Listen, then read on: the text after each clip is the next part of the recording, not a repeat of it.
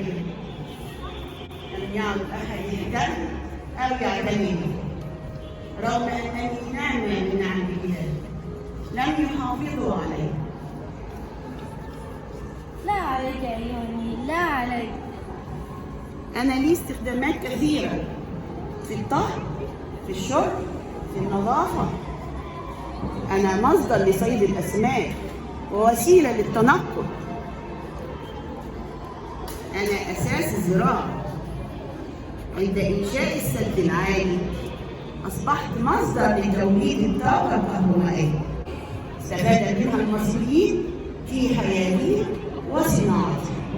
لكن التلوث أصاب الكثير، أصاب الحيوان، النبات، الأسماك، الطيور، ولم يسلم الإنسان.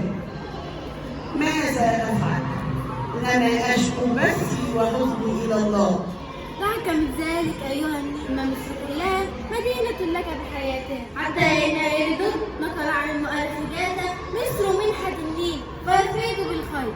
والدليل أن الناس الذين يسكنون الجهات القاحلة كانوا يعيشون في ضيق ويعتمدون على الأمطار القليلة والأبار، بعكس من يسكنون وادي النيل الذين كانت نصرتهم لغيرهم بازدراء. أيها النيل، لا تنسى أن أحسن شيء عملناه في بداية عصر استعمال المعادن إعداد أرض وادي النيل.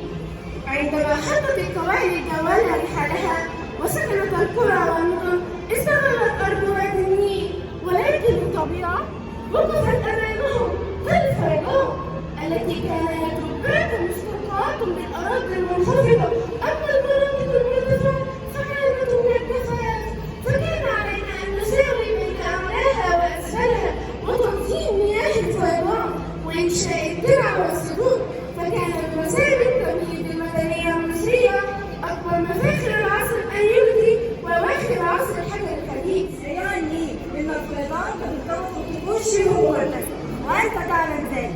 وقامت الاحتفالات بتصور شاشة مليون للغة المصرية القديمة، ومن خلال دراسة الباحثين ظهر أن المصريين لا يكونون في داخل النيل، ولكن يكون سمكة من النار أضخم يشبه الإنسان، ويكون المختار السويدي إذا كان للنيل عروق فهي أرض مصر. ورغم ذلك عشنا الأسطور وصلت في وجداننا وتناولها الأدباء والشعراء والفنانون والسينما، وما زالت الحضارة واصلتها تؤكد أن مصر قدست النيل العظيم وقدست الإنسان والإنسانية. يحافظون على مياه النيل ولكن تتجاهلون ذلك، فماذا تعلمون أنه يؤثر على المناخ وعليكم صحيا واجتماعيا ونفسيا.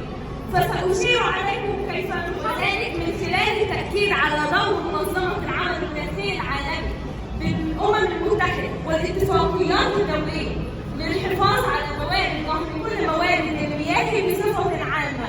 فلا ننسى دور الرئيس عبد الفتاح السيسي فيما قام به من نشر الوعي الثقافي في الحفاظ على مياه النيل في مؤتمر المناخ الذي أقيم في شرم الشيخ مؤخرا. ومن هنا جاء دور الإعلام التربوي في نشر الوعي برنامجنا الإذاعي من مدرستنا. فجميع العاملين استطاعوا في كيفية الحفاظ على المناخ من التغيرات الطارئة، وذلك بعمل ندوات وبرامج ومسرحيات المناخ حضر للأرض. مصر الجميل